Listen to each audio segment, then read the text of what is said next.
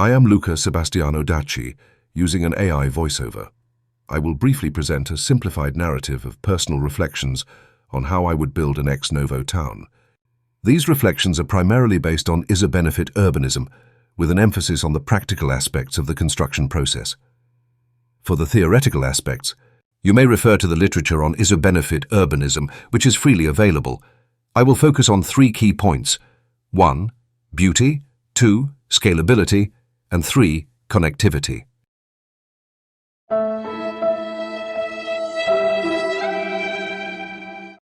We should first of all create not a place people feel forced to live in, but a beautiful place they would love to move to. Despite being a very obvious point, it is the most important and effective one. Once a place is built, it remains so for a very long time, if not relatively forever. And if we build it beautifully, it remains so. People would feel even more motivated and happy to move to and to stay in places if, besides being stable and offering better lives, are also beautiful.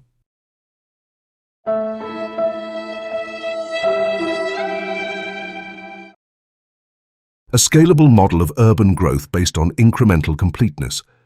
Rather than deferring services and public spaces to a final stage, the town is designed to function fully from its earliest phases.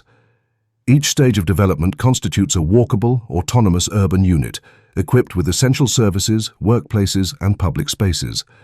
As the settlement expands, growth occurs through the addition of new units, without compromising human scale and spatial quality.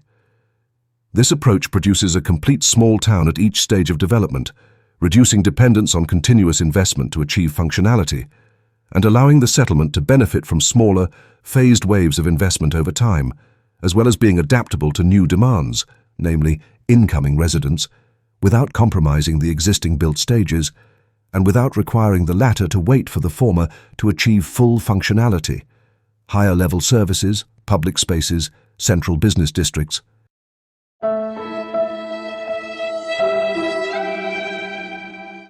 Since the first building stage, namely the first urban unit, the settlement must be well connected with the existing surrounding territory.